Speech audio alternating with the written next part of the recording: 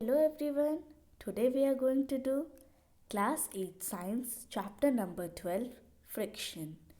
इसके पहले हमारा एक चैप्टर था फोर्स एंड प्रेशर। तो उस चैप्टर में हमने हल्का सा बहुत ही कम अमाउंट में फ्रिक्शन के बारे में पढ़ा था। इसीलिए एनसीईआरटी में एक और स्पेशल चैप्टर दिया है ताकि हम फ्रिक्शन के कॉन्सेप्ट को अच्छी तरह से समझ सकें। तो चलिए शुरुआत करते हैं चैप्टर की। You might have seen a driver of the car or a truck slowing down the vehicle at a traffic signal। आपने देखा होगा जब भी किसी गाड़ी में कोई ड्राइवर जा रहा है, ट्रक का या फिर किसी भी व्हीकल का, ट्रैफिक सिग्नल में जब रेड लाइट जलती है तो वो अपनी गाड़ी को रोक लेता है। कभी कभी हमें भी अगर अपनी गाड़ी की अपनी अब अगर मान लीजिए हम साइकिल चला रहे हैं और हमें उसकी स्पीड को कम करना है, तो स्पीड हम कम कैसे करते हैं? हम उसके लिए ब्रेक अप्लाई करते हैं। Have you ever thought why a vehicle slows down when brakes are applied? तो क्या कभी आप खाली बैठे थे तो आपने सोचा है कि जब हम ब्रेक दबाते हैं तभी क्यों गाड़ी रुकती है?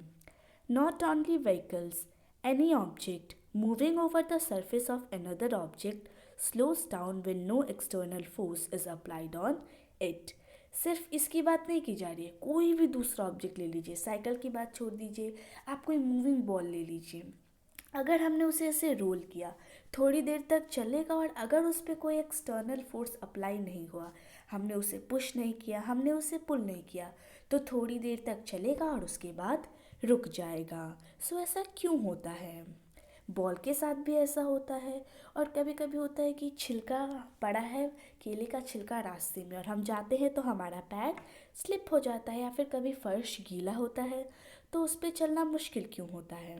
तो ये सब जो है इनका एक ही कॉन्सेप्ट है, फ्रिक्शन की वजह से। ये सब हो रहा है फ्रिक्शन की वजह से, और उन्हीं सवालों का जवाब हम इस चैप्टर में ढूंढेंगे। तो चलिए पढ़ते हैं फोर्स ऑफ फ्रिक्शन के बारे में। यानी फ्रिक्शन जो है वो भी एक तरह का फोर्स है, एक तरह का पुश या पुल है। सो अब हमें एक्टिविटी 12.1 दी है। Gently push a book on a table. Table पे रखी हुई एक बुक को ऐसे ही आराम से पुश कीजिए, तो देखेंगे थोड़ी देर तक मूव करेगी, उसके बाद रुक जाएगी। फिर अपोजिट डायरेक्शन से उसे पुश कीजिए, क्या इस टाइम भी वो रुकती है? इसी तरह के क्वेश्चंस जो है आपको पूछे जाएंगे। तो यहाँ पे जो है इसकी बॉल जो है पहले किस में थी? रेस्ट में। पर जब हमने उसे पुश किया, उस पर एक्सटर्नल फोर्स लगाया, तो ये जो बॉल है मोशन में आ गई। पर जब हमने इस पर कोई भी फोर्स एक्सर्ट नहीं किया तो ये अचानक से रुक कैसे गई? क्योंकि हमने तो पढ़ा है कोई भी चीज़ अपनी स्टेट तभी चेंज करती है जब उस पर कोई फोर्स एक्ट कर रहा है। इसका मतलब एक फोर्स यहाँ पे भी एक्ट कर रहा है जो हमें दिखाई नहीं दे रहा है, बट वो एक्ट कर रहा है। और वो फोर्स क्या कर रहा है? मोशन को अपोज कर रहा है। यानी मोशन इधर हो रहा है तो फोर्स उसको अपोज कर रहा है। फोर्स कह रहा है मोशन मत करो, मोशन मत करो। सो ये जो हमारा फ्रिक्शन है ये भी एक तरह का फोर्स है जो कि मोशन को अपोज करता है, और इसी फोर्स को हम कहते हैं force of friction. You saw that if you apply the force along the left, friction acts along the right। यानी अगर आप लेफ्ट की तरफ फोर्स लगाएंगे तो फ्रिक्शन राइट की तरफ एक्ट करेगा, और वही अगर आप राइट की तरफ फोर्स लगा रहे हैं तो फ्रिक्शन लेफ्ट की तरफ एक्ट करेगा। इसका मतलब फोर्स जो है वो बुक की मोशन को अपोज कर रहा है। जिस साइड में मोशन होगे उसके अपोजिट साइड में होगा हमारा friction. The force of friction always oppose the applied force. जो फोर्स हम अप्लाई कर रहे हैं उसको हमेशा और हमेशा अपोज करता है हमारा force of friction. In the above activity the force of friction acts between the surface of the book and the surface of the table. यानी ऊपर जो एक्टिविटी थी उसमें भी हमारा फ्रिक्शन एक्ट कर रहा है। कौन से दो चीज़ों के बीच? बुक की सरफेस के बीच और टेबल की सरफेस के बीच। इसका मतलब फ्रिक्शन जो है वो टू सरफेस के बीच एक्ट करता है। Is the friction the same for all the surface? क्या सभी सरफेस पे फ्रिक्शन सेम होता है, चाहे वो स्मूथ हो या फिर रफ? क्या सब में फ्रिक्शन सेम एक्ट करता है? तो चलिए देखते हैं। इसके लिए हमें देखना पड़ेगा फैक्टर्स अफेक्टिंग फ्रिक्शन, यानी कौन कौन से फैक्टर्स हैं जो कि फ्रिक्शन को अफेक्ट कर रहे हैं। तो इसके लिए हमारे पास एक्टिविटी 12.2 है। इसमें आपको क्या करना है, एक ब्रिक जो है उसके आसपास आपको स्ट्रिंग टाई करना है उसको, उसके आजू बाजू स्ट्रिंग बांधना है या फिर आप एक थ्रेड बांध लीजिए और फिर उसे स्ट्रेच कीजिए और स्प्रिंग बैलेंस से देखिए कि उसे स्ट्रेच करने में कितना फोर्स एक्ट कर रहा है। फिर उसके बाद क्या कीजिए, यही जो आपका एक्टिविटी आपको रिपीट करनी है, पर इस एक्टिविटी में आप क्या करोगे, यहाँ जो आपका यहाँ पे खाली था आपका ब्रेक, इस पे आप लगा दोगे एक पन्नी, एक पॉलीथिन लगा दोगे। फिर देखो कि उस वक्त कितना फोर्स एक्ट कर रहा है। आप जूट बैग भी लगा सकते हो, फिर कोई भी दूसरी सरफेस का आप कपड़ा लगा सकते हो। एक लेयर आपको बना देनी है और फिर देखना है कि उस वक्त फोर्स कम है या फिर ज़्यादा है। तो चलिए अब जानते हैं स्प्रिंग बैलेंस के बारे में। तो स्प्रिंग बैलेंस एक डिवाइस होता है जिससे हम देखते हैं कि किसी भी ऑब्जेक्ट पे कितना फोर्स एक्ट कर रहा है। इसमें एक कॉइल्ड स्प्रिंग होता है और जैसे ही इस पे फोर्स अप्लाई करता है, जो कॉइल्ड स्प्रिंग है ये स्ट्रेच होता है। Stretching of the spring is measured by a pointer moving on a graduated scale, यानी इस पे एक पॉइंटर जो है ऐसे मूव डाउन करता रहता है, अप एंड डाउन, और उसी से हम पता करते हैं कि फोर्स का मैग्नीट्यूड कितना है। और स्केल को रीड करने से हमें पता चल जाता है कि फोर्स का मैग्नीट्यूड कितना है। So this is basically a structure of spring balance. चलिए आगे चलते हैं। यहाँ पे आपको एक और एक्टिविटी दी गई है, एक्टिविटी 12.3। तो चलिए देखते हैं ये क्या है। Make an incline plane on a smooth floor और ऑन अ टेबल। एक टेबल पे आपको अलग सा फ्लोर बनाना है। इसमें आप वुडन बोर्ड का यूज़ कर सकते हैं, जिसको सपोर्ट करने के लिए आप ब्रेक बुक कुछ भी ऐसा लगा सकते हैं, और कुछ इस तरह के फॉर्म में आपको इंक्लाइन करना है। एक जगह पे आप मार्क कर दीजिए ए, आप उस इंक्लाइन प्लेन पे किसी भी जगह पे आप ए मार्क कर दीजिए। फिर एक छोटी सी पेंसिल सेल जो है उसको यहाँ से रोल डाउन कीजिए, तो देखिए कि वो कितनी दूर जाती है। यानी यहाँ पे आपने रखा, ये है मान लीजिए आपका मार्क ए, इसको सपोर्ट करने के लिए यहाँ पे बुक्स रखी गई है। तो यहाँ से जब सेल को आप मूव डाउन करोगे तो ऐसे वो चलते चलते जा रहा है और यहाँ पे रुक रहा है। तो इसी को यहाँ पे बताया जा रहा है। आगे देखते हैं। फिर यहाँ पे बोला गया है कि कुछ और कपड़ों के साथ, मतलब आप थोड़ी सी सैंड लगा के या फिर कोई रेशमी कपड़ा लगा के आप देखिए कि अब वो जो हमारी सेल है वो थोड़ा पीछे रुक जा रही है या आगे रुक जा रही है। सिंपली आपसे पूछा जा रहा है कि फ्रिक्शन कितना एक्ट कर रहा है। अगर ये ऑब्जेक्ट दूर जाके रुक रही है, इसका मतलब फ्रिक्शन जो है काफ़ी कम है, और अगर ये ऑब्जेक्ट काफ़ी पहले ही रुक जा रही है, यहीं पे रुक जा रही है, इसका मतलब मोशन बड़ी जल्दी अपोज हो गया, and friction is comparatively very high. In which case is the distance covered the minimum, यानी किस केस में डिस्टेंस सबसे मिनिमम है, और क्यों ये डिस्टेंस वैरी कर रहा है कि जब स्मूथ सरफेस है तो कुछ और, रफ सरफेस है तो कुछ और। तो चलिए डिस्कस करते हैं कि ऐसा क्यों हुआ। तो ये जो हमारा फ्रिक्शन होता है वो डिपेंड करता है on the nature of surface. Surface का नेचर कैसा, अभी हमने पढ़ा कि फ्रिक्शन दो सरफेस के बीच में होता है, तो उन सरफेस का नेचर कैसा है, वो स्मूथ है, रफ है, इन सब बातों को अफेक्ट करता है हमारा friction. Friction is caused by the irregularities on the two surface in contact. दो सरफेस जो कि कांटेक्ट में है उन पे जो छोटी छोटी माइन्यूट इरेगुलरिटीज़ प्रेजेंट है, उनकी वजह से होता है फ्रिक्शन। जैसे हम देखते हैं हमारा फ्लोर जो है ऐसे दिखने में, अगर आपका मार्बल फ्लोर है तो आपको लगेगा एकदम बराबर है, पर ये जो स्मूथ सरफेस होती है, बहुत ज़्यादा स्मूथ सरफेस होती है, इसमें भी बहुत सारी छोटी छोटी इरेगुलरिटीज़ होती हैं।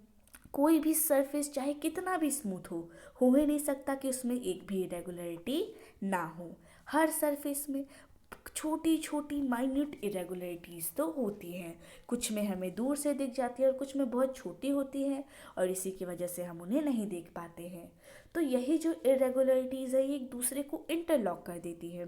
जैसे मान लीजिए ये हो गई हमारी पहली सरफेस और दूसरी सरफेस है हमारी ये, तो आप देख सकते हैं कि ऊपर वाले में भी दो इरेगुलरिटीज़ है और नीचे वाले में भी, दोनों की इरेगुलरिटीज़ ने एक दूसरे को लॉक किया है, और इस इंटरलॉकिंग की वजह से ही एक्ट करता है हमारा force of friction. When we attempt to move any surface, यानी जब हम किसी surface को move करना चाहते हैं, मतलब किसी भी चीज़ को move करना चाहते हैं, तो हमें क्या करना पड़ता है, इस interlocking को overcome करना होता है। अगर ये interlocking टूटेगी नहीं तो हमारा ऑब्जेक्ट मूव नहीं करेगा। इसीलिए हमको इतना फोर्स लगाना है कि ये जो इंटरलॉकिंग टूट जाए और फ्रिक्शन हमारा कम हो जाएगा, और उससे क्या होगा, हमारा जो ऑब्जेक्ट है वो मोशन में आ जाएगा। So the force of friction is greater if a rough surface is involved. अगर रफ सरफेस है तो हमारा फोर्स ऑफ फ्रिक्शन ज़्यादा होगा। क्यों? क्योंकि रफ सरफेस में बहुत ज़्यादा इरेगुलरिटीज़ होती हैं। अब ज़्यादा इरेगुलरिटीज़ है तो इनको तोड़ने के लिए भी बहुत ज़्यादा फोर्स चाहिए, इसीलिए इसमें फोर्स ऑफ फ्रिक्शन बहुत ज़्यादा हाई होता है। वही जो स्मूथ सरफेस है उनमें छोटी छोटी इरेगुलरिटीज़ होती है, इसका मतलब कम इंटरलॉकिंग, और कम इंटरलॉकिंग तो लेस फ्रिक्शन इज रिक्वायर्ड। तो अब यहाँ पे देख सकते हैं, टेबल पे बुक वाला एग्जाम्पल लिया था, तो यहाँ पे देखिए ये है हमारी ब्लू कलर से बुक की सरफेस और ब्राउन कलर से सरफेस ऑफ टेबल। देखने में स्मूथ स्मूथ है, पर इनमें भी छोटी छोटी इरेगुलरिटीज़ है जिन्होंने एक दूसरे को इंटरलॉक कर दिया, और इसी इंटरलॉकिंग की वजह से क्या होता है, friction. We see that the friction is caused by the interlocking of irregularities in the two surface। दो सरफेस के इरेगुलरिटीज़ के बीच जो इंटरलॉकिंग होती है उसी की वजह से कॉज होता है हमारा फ्रिक्शन। तो सिंपल सी बात है, अगर हम उन सरफेस को ज़्यादा प्रेस करें, इंटरलॉकिंग को और टाइट करेंगे, तो हमारा जो फोर्स ऑफ फ्रिक्शन है बढ़ेगा। You can experience it by dragging a mat when nobody is sitting on it and when a person is sitting on it। Example के लिए आपको दिया गया है कि एक मैट को आप तब ड्रैग कीजिए, तब खींचिए जब उस पर कोई नहीं बैठा है, और उसके बाद तब उसको खींचिए जब उस पर कोई बैठा है। तो क्या होगा, जब कोई नहीं बैठा है तो सिंपली ऐसे ही इरेगुलरिटीज़ एक दूसरे के अंदर लॉक्ड है, पर जब उस पर कोई बैठ रहा है तो इस इरेगुलरिटीज़ को प्रेशर मिल रहा है, उसको और प्रेस किया जा रहा है, इसका मतलब फोर्स ऑफ फ्रिक्शन बढ़ रहा है। तो उसी चीज़ को आपको समझाया गया है। कभी कभी आप बड़े बड़े बॉक्स को भी मूव करने की कोशिश करते होंगे, तो उसमें भी किसका इन्फ्लुएंस है, फ्रिक्शन का। लास्ट टाइम आप एक्सपीरियंस को अपने रिकॉल कीजिए कि कब आपने आखिरी बार एक बड़े से बॉक्स को मूव किया था। अगर आपके पास वैसा कोई एक्सपीरियंस नहीं है तो अभी किसी बड़े से बॉक्स को मूव कीजिए। तो बताइए कि एक बॉक्स जो रेस्ट पे है उसको मूव करना, उसको मोशन में लाना ज़्यादा डिफ़िकल्ट है, या उसको और मतलब जो मोशन में है उसको मूव करना ज़्यादा इजी है। तो सिंपल सी बात है, जो ऑलरेडी मोशन में है उसको मूव करना आसान है। क्यों? क्योंकि उसका इंटरलॉकिंग पहले से कम है, तो हमें ज़्यादा फोर्स नहीं लगाना पड़ेगा। वही जिसको हमें रेस्ट से मोशन में लगाना है उसमें इंटरलॉकिंग टाइट है, तो उसको ओवरकम करने के लिए बहुत ज़्यादा फोर्स की ज़रूरत पड़ेगी। The force required to overcome friction at the instant an object starts moving from rest is a measure of static friction। यानी कोई भी फोर्स जो कि एक फ्रिक्शन, मतलब कोई भी ऑब्जेक्ट जो है इसको रेस्ट से मोशन में लाने के लिए या मोशन से रेस्ट में लाने के लिए, उस फ्रिक्शन को ओवरकम करने के लिए जो फोर्स रिक्वायर्ड होता है उसे हम स्टैटिक फ्रिक्शन कहते हैं। ठीक है, यानी एक एग्जांपल से समझ लेते हैं। कोई भी हमारा, मान लीजिए एक बॉल है, पहले वो रेस्ट पे है, फिर वो मोशन में आ रही है, तो इस मोशन में आने के लिए जो उसे फ्रिक्शन ओवरकम करना पड़ा है उसे कहा जाता है मीजर ऑफ स्टैटिक फ्रिक्शन। यानी स्टैटिक फ्रिक्शन क्या है, वो फ्रिक्शन जो हमें अप्लाई करना पड़ता है एक ऑब्जेक्ट को रेस्ट से मोशन में लाने के लिए। On the other hand, the force required to keep the object moving with the same speed is measure of sliding friction. दूसरी तरफ वो फोर्स जो कि हमें मूविंग ऑब्जेक्ट को बस मूव करने में उसकी सेम स्पीड में रखना है, यानी मोशन में ऑब्जेक्ट पहले से है, हमें बस उसकी सेम स्पीड को मेंटेन करना है, तो उसके लिए जो फोर्स लगता है उसे हम कहते हैं स्लाइडिंग फ्रिक्शन। यानी अगर रेस्ट से मोशन करना है तो स्टैटिक फ्रिक्शन, और मोशन में ही है बस हमें उसकी स्पीड को मेंटेन करना है तो फिर sliding friction. When the box starts sliding, the contact points on its surface do not get enough time to lock into the contact points on the floor। यानी जब हमारा बॉक्स स्लाइड कर रहा है, नीचे की तरफ जा रहा है, तो सरफेस पे हमारे जो कांटेक्ट पॉइंट्स है उनको इतना टाइम मिल ही नहीं रहा है कि वो एक दूसरे से इंटरलॉक हो जाए। बहुत ही जल्दी हमारी प्रोसेस हो रही है, बहुत ही जल्दी ऑब्जेक्ट स्लाइड कर रहा है, इसीलिए उसे इतना टाइम मिल ही नहीं रहा है कि वो नीचे स्लाइड हो या फिर वो नीचे इंटरलॉक हो। So the sliding friction is slightly smaller than the static friction. इसका मतलब इसमें ऑब्जेक्ट जो है कांटेक्ट में नहीं आ रहे, और जब कांटेक्ट में नहीं आ रहे इसका मतलब यहाँ पे फ्रिक्शन क्या है, कम। तो फ्रिक्शन ज़्यादा किस में है, स्टैटिक में, और कम किस में है, स्लाइडिंग में। So static friction requires more friction than that of sliding friction. Now let's see friction unnecessary evil. यानी फ्रिक्शन जो है नेसेसरी भी है और दूसरी तरफ ये एविल भी है, हमारे लिए यूज़फुल भी है और हार्मफुल भी है। Recall some of your experience. कुछ अपने एक्सपीरियंस को रिकॉल कीजिए जब आप कुल्हड़ यानी एक मटके को उठाते हो या फिर एक ग्लास टम्बलर को उठाते हो। मान लीजिए जो आपका ग्लास टम्बलर है उसके बाहर ऑयल लगा है, तो उसको उठाना बहुत ज़्यादा मुश्किल होता है। क्यों, तुरंत ही वो अपने हाथ से फिसल जाता है और नीचे गिर के फूट जाता है। अब ऐसा क्यों होता है, इसमें भी किसका कॉन्सेप्ट है, फ्रिक्शन का। दूसरी तरफ अगर हम फ्रिक्शन के नेसेसरी पॉइंट्स को देखें तो अगर फ्रिक्शन नहीं होता तो हम अपनी कॉपी पे लिख नहीं पाते, पेन या पेंसिल से लिख नहीं पाते, और साथ ही साथ टीचर जो हमारे ब्लैक बोर्ड पे चौक से लिखते हैं तो उसमें चौक का साइज़ छोटा होते जाता है, लिखते लिखते छोटा हो जाता है। क्यों, क्योंकि जब हम ये जो रफ सरफेस है उसको जब चौक पार्टिकल से रब किया जा रहा है, चौक पार्टिकल्स को उस पर रब किया जा रहा है, तो उससे क्या हो रहा है, कुछ जो चौक के पार्टिकल्स हैं वो ब्लैक बोर्ड पे चिपक जा रहे हैं। अगर उसमें फ्रिक्शन होता ही नहीं तो ये चिपकते ही नहीं और चौक का साइज़ हमेशा मेंटेन रहता और ब्लैक बोर्ड पे हमें कुछ लिखा हुआ नहीं दिखता, यानी उस पर लिख ही नहीं सकते। In other words, if an object started moving it would never stop if there were no friction. अगर हम किसी ऑब्जेक्ट को मूव कर रहे हैं, हल्का सा पुश कर दिया फिर वो मोशन में आ गया, अगर फ्रिक्शन नहीं होता तो वो ज़िंदगी भर हमेशा और हमेशा के लिए वो चलता ही रहता, मोशन में ही रहता, कभी भी वो नहीं रुकता। Had there been no friction between the tires of the automobiles and the road, suddenly हम गाड़ी को रोक पाते हैं, उसे चला पाते हैं। ये किसकी वजह से होता है, क्यों, क्योंकि जो टायर होते हैं व्हीकल्स के और रोड, इनके बीच में भी क्या एक्ट करता है, फ्रिक्शन। अगर फ्रिक्शन नहीं होता तो हम दीवार में कोई कील नहीं टांग पाते और ना ही हम कोई दीवार कंस्ट्रक्ट कर पाते। तो ये तो थे उसके नेसेसरी पॉइंट्स। अब हम आते हैं दूसरी तरफ। तो दूसरी तरफ फ्रिक्शन जो है हमारा एविल है, हमारा दुश्मन है। इसकी वजह से क्या होते हैं, बहुत सारे मटेरियल्स वियर आउट हो जाते हैं, चाहे स्क्रू हो, बॉल बियरिंग हो या फिर शूज़ के सोल्स हो, सब जो है वियर आउट हो जाते हैं, फट जाते हैं, टूट जाते हैं। किसकी वजह से, फ्रिक्शन की वजह से। कभी कभी जो फुट ओवर ब्रिज होते हैं उनमें भी स्टेप्स के निशान पड़ जाते हैं रेलवे स्टेशन पे, वो भी किसकी वजह से हो रहा है, फ्रिक्शन की वजह से। अब फ्रिक्शन की वजह से हीट भी प्रोड्यूस होती है। जब भी हम अपने पाम्स को टुगेदर ऐसे दोनों हाथ को ऐसे रब करते हैं कुछ मिनट के लिए, तो क्या होता है, हमारे हाथ गर्म हो जाते हैं। क्यों गर्म हो रहे हैं, फ्रिक्शन की वजह से। ठीक उसी तरह जब हम माचिस का मैचस्टिक में करते हैं, जब हम मैचस्टिक को रफ सरफेस से स्ट्राइक कर रहे हैं तो हीट प्रोड्यूस हो रही है, उस हीट की वजह से वो इग्निशन टेम्परेचर पा रहा है और उसकी वजह से फायर लग जा रही है। आपने भी देखा होगा कि जब मिक्सर का जार चलाया जाता है तो जो हमारा मिक्सर है वो भी हमारा हॉट हो जाता है, यानी जहाँ भी फ्रिक्शन काम करेगा वहाँ पे क्या प्रोड्यूस होगी, हीट। यहाँ तक कि कोई भी मशीन, चाहे वॉशिंग मशीन हो, कुछ भी हो, अगर उसमें मशीन को ऑपरेट किया जा रहा है तो उससे हीट का प्रोडक्शन होगा और heat is also a form of energy.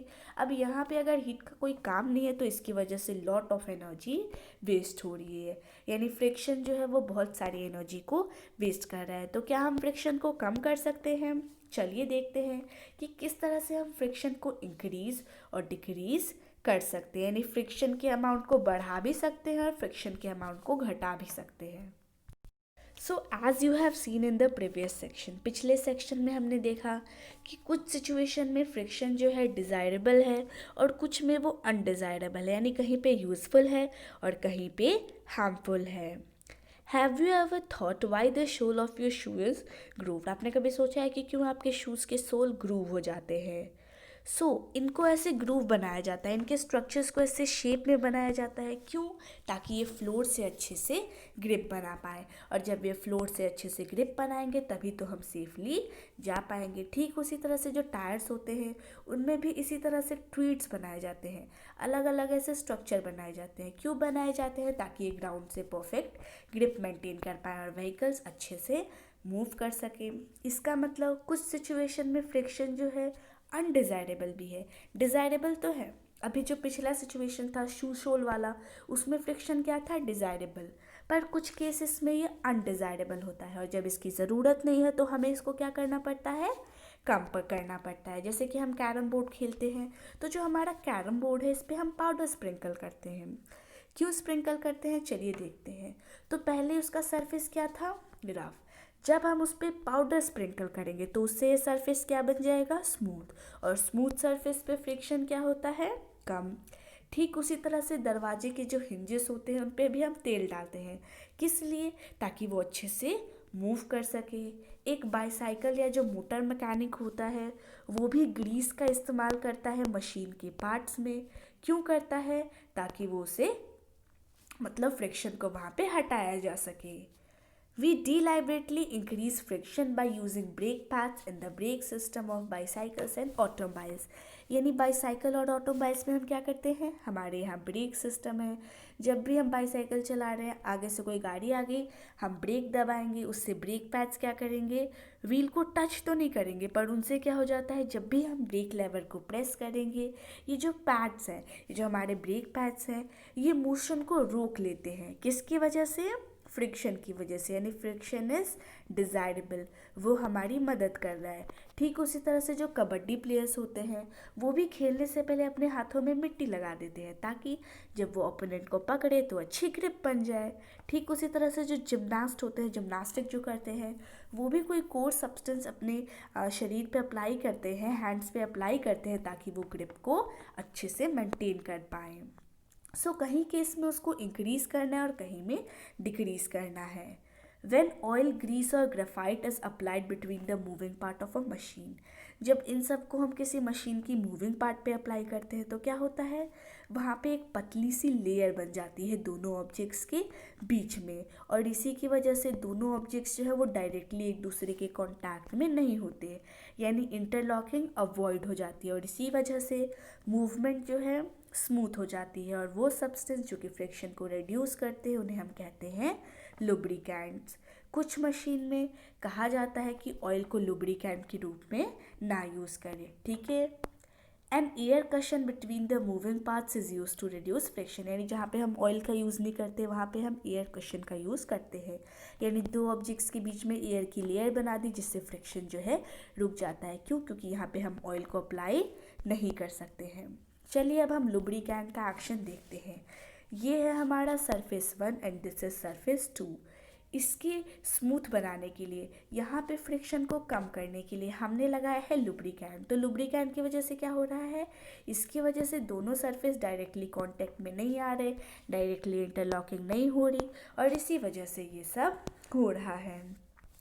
बूझो पूछ रहा है कि क्या हम किसी सब्सटेंस पे बहुत ज़्यादा लुब्रिकेंट लगा के उसकी सरफेस को एकदम स्मूथ कर सकते हैं कि उस पर एक भी इरेगुलरिटी ना बचे? तो पहेली ने भी वाइजली जवाब किया कि ऐसा हो ही नहीं सकता। कभी भी हम फ्रिक्शन को पूरी तरह से एलिमिनेट नहीं कर सकते। भले ही सरफेस परफेक्टली स्मूथ हो, पर फिर भी उसमें छोटी छोटी सी इरेगुलरिटीज़ हमेशा होती हैं।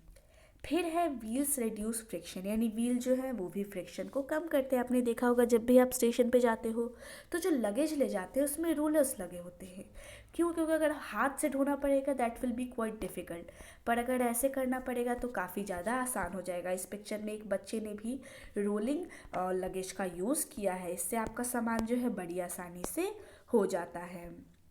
When one body rolls over the surface of another body, यानी जब एक बॉडी दूसरे बॉडी के सरफेस पे रोल करती है तो वहाँ पे जो रेजिस्टेंस ऑफ मोशन होता है, वहाँ पे जो फ्रिक्शन होता है, उसे हम कहते हैं रोलिंग फ्रिक्शन। और रोलिंग से हमारा जो फ्रिक्शन है वो रिड्यूस होता है, कम होता है। It is always easier to roll than to slide a body over another. यानी एक बॉडी को दूसरी बॉडी पे स्लाइड करने से बेटर क्या है कि हम उसे रोल करें। इसीलिए कहा जाता है कि अगर लगेज को स्मूथली पुल करना है तो उसमें रोलर्स को लगा दिया जाए। ठीक है। Since the rolling friction is smaller than the sliding friction, यानी रोलिंग फ्रिक्शन जो है तो स्लाइडिंग फ्रिक्शन से भी कम है, इसीलिए बहुत सारे मशीन्स में स्लाइडिंग को रिप्लेस किया जाता है और वहाँ पे रोलिंग को लगाया जाता है बॉल बियरिंग्स का यूज़ करके। बहुत सारे कॉमन एग्जांपल्स भी हैं, जैसे कि हम बॉल बियरिंग्स का यूज़ करते हैं हब्स के बीच में, फैंस और बाईसाइकिल के बीच में। यहाँ पे आप पिक्चर में कुछ बॉल बियरिंग्स देख सकते हैं और इनका काम क्या है, फ्रिक्शन को रिड्यूस करना। चलिए अब हम पढ़ते हैं फ्लूइड फ्रिक्शन के बारे में। पहले जान लेते हैं फ्लूइड क्या होता है। फ्लूइड का मतलब वो सब्सटेंस जो कि फ्लो कर सकते हैं। तो अब बताइए, क्या सॉलिड फ्लो कर सकता है? Of course not. Liquid flow कर सकता है? Of course yes. और गैस भी फ्लो कर सकते हैं, यानी लिक्विड और गैस को हम फ्लूइड्स कहते हैं। अभी हमने किसके बारे में पढ़ा? सॉलिड्स के फ्रिक्शन के बारे में। अब हम पढ़ेंगे लिक्विड और गैसेस के फ्रिक्शन के बारे में। हम जानते हैं कि एयर जो है काफ़ी पतली है, काफ़ी थिन है, और फिर भी ये जो भी ऑब्जेक्ट उसमें मूव कर रहे हैं उन पे फ्रिक्शनल फोर्स एक्सर्ट करती है। ठीक उसी तरह से वाटर और जो दूसरे लिक्विड्स हैं वो भी जो ऑब्जेक्ट उनके थ्रू पास करेगा उन पे फ्रिक्शन अप्लाई करते हैं। और साइंस में गैस और लिक्विड के लिए एक कॉमन नेम है फ्लूइड। तो हम कह सकते हैं कि fluids exert force of friction on objects in motion through them. जो भी ऑब्जेक्ट उनके अंदर मोशन में जाएंगे उन पे वो फ्रिक्शन अप्लाई करते हैं। तो जो फ्रिक्शनल फोर्स फ्लूइड एक्सर्ट करते हैं उन्हें हम कहते हैं drag. The frictional force of an object in a fluid depends on its speed with respect to the fluid. यानी वो कितना फ्रिक्शनल फोर्स अप्लाई करेगा ये इस बात पर डिपेंड करता है कि फ्लूइड की स्पीड क्या है और फ्लूइड कैसा है। तो अब ये जो फ्रिक्शनल फोर्स है वो उनके नेचर के सिवाय और भी कुछ बातों पर डिपेंड करता है कि ऑब्जेक्ट का शेप कैसा है और फ्लूइड का नेचर कैसा है। So it is obvious when objects move through fluids, they have to overcome friction among them। यानी अगर कोई ऑब्जेक्ट को फ्लूइड से मूव करना है तो जो फ्रिक्शन उन पे एक्ट कर रहा है उनको ओवरकम करना पड़ता है, और इसी प्रोसेस में वो बहुत सारी एनर्जी लॉस कर देते हैं। इसीलिए बहुत सारे एफर्ट्स होते हैं फ्रिक्शन को कम करने के लिए, ताकि लॉस ऑफ एनर्जी को भी कम किया जा सके। और इसी के लिए एक मेथड है स्पेशल शेप्स। तो अब ये स्पेशल शेप्स आते कहाँ से हैं? ऑफ कोर्स नेचर से। बर्ड्स और फिशेस, इनको तो हमेशा फ्लूइड्स में मूव करना होता है और इनके भी एक स्पेशल शेप होते हैं। तो हो सकता है इनकी बॉडीज़ जो है उनके पास स्पेशल शेप्स है जो कि इस फ्रिक्शन को ओवरकम करने में काफ़ी लेस एनर्जी का लॉस करवाती हैं। और इन्हीं शेप्स को हम क्या कहते हैं? आपको अगर याद हो तो कुछ इसी तरह का शेप होता है। देख सकते हैं एक बर्ड और एयरप्लेन दोनों कहाँ पे फ्लाई करते हैं? एयर में। एयर में फ्लाई कर रहे हैं, आप देख सकते हैं दोनों में जो शेप है वो सेम है। किस लिए सेम है? ताकि ये एनर्जी के लॉस को लेस कर सके, लॉस ऑफ एनर्जी इनके अंदर लेस हो। ठीक है। तो अब यहाँ पे पिक्चर में बोला गया है कि आप एरोप्लेन और बर्ड के फिगर को देख सकते हैं, दोनों के बीच में बहुत सारी सिमिलैरिटी है। इसी वजह से सारे जो व्हीकल्स हैं जिनको एयर में फ्लोट करना है उनको इसी शेप में डिज़ाइन किया जाता है ताकि वो फ्लूइड फ्रिक्शन को ओवरकम कर सके। So now our chapter has been completed. Wish you liked the video. Thanks for watching the video. Thank you.